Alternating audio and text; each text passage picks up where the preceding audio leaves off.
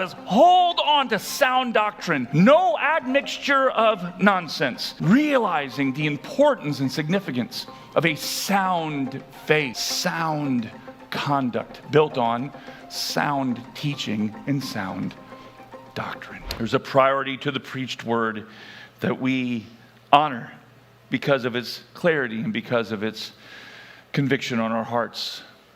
Now, in verses 3 and 4 of what we've just read, 2 Timothy chapter 4, Paul turns to a challenge to the preacher to hold on to sound doctrine. And we're going to look at the compromised church in just a few moments and the importance of preaching true. But for now, we begin looking at verses 3 and 4 with a challenge to the preacher to hold on to sound doctrine. Why is the preacher, looking at 1 Timothy 4:3, why is the preacher challenged to hold on to sound doctrine? Because what? All of us tend to do what? What does it say? In chapter 4 and verse 3, for the time is coming when people will not endure sound doctrine, will abandon sound doctrine, will turn away from sound doctrine, will let go of sound doctrine. So there's an implicit challenge here for the faithful pastor to hold on to it and to see its great power unleashed for the glory of God. I want to look at a collection of six passages in the pastorals that feature this idea of sound doctrine. Now, the pastoral epistles. Does anybody know what I'm not going to call on you. Does anybody think they know what the pastoral epistles are? Raise your hand out loud. We're at their growth. Thank you for that. A few of you. Pastoral epistles. The pastoral epistles were written to pastors. That's right. The pastoral epistles, there's 3 of them in the New Testament. And 1 and 2 Timothy, the book that we're studying now, and Titus are the 3 pastoral epistles. And they're books written by Paul to Timothy and Titus because they're pastoring churches. And it's a special category of letters. An epistle is a letter. Special category of letters where Paul is telling these pastors how to conduct the ministry of the church. It's instructive to people in the church. What should I expect in the church? Well, when you come to a church, you should have clear biblical expectations of what's happening in that church. And if it doesn't match the scriptures, find one that does. Because there are biblical parameters for a church. And they're found throughout the New Testament, but also in the pastoral epistles. 1 and 2 Timothy and Titus. So looking at this idea of sound words or sound doctrine in these few books, I want to show you these few examples of them.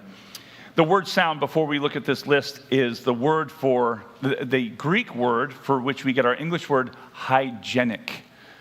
If something is hygienic, what are we saying about that substance or about that action? It is what? It is clean and pure. And if something is hygienic, not only is it clean or pure, but it doesn't have any what? Any what?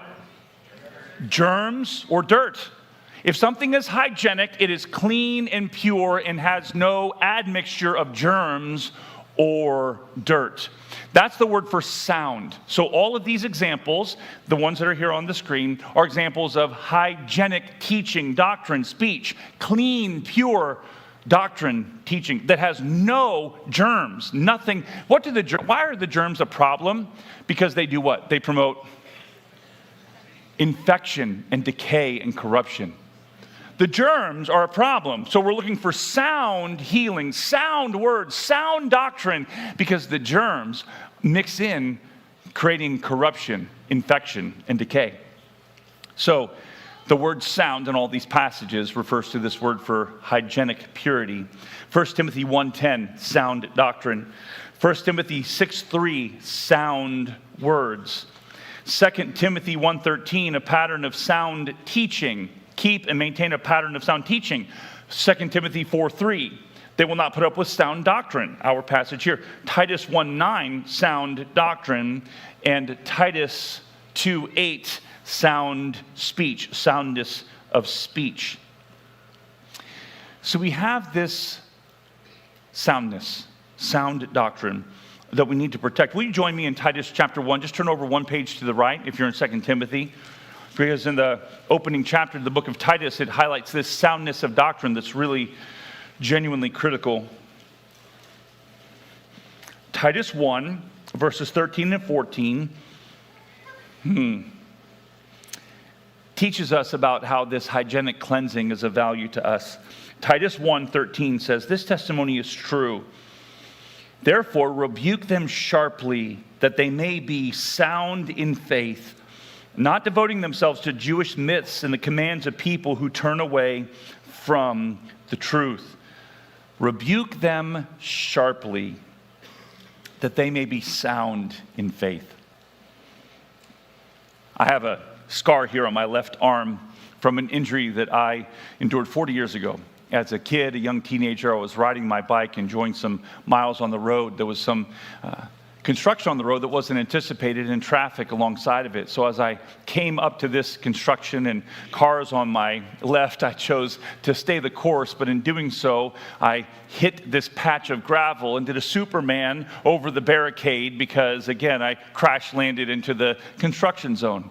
As I picked myself up from the dirt with gravel all around me, I realized I was bleeding on my left side pretty significantly, nothing too serious. I checked all of my members to make sure everything was intact, and I limped my way through my embarrassment to the gas station that was right there. And I borrowed their phone to make a call to my parents. Luckily, they were by the phone, and they came to pick me up and took me over to the ER. Again, nothing too serious. I wasn't in grave danger, but I was a little bit of a mess and a dirty, gravelly kind of mess it was. So I walk into the ER, and these people were horrible, horrible people.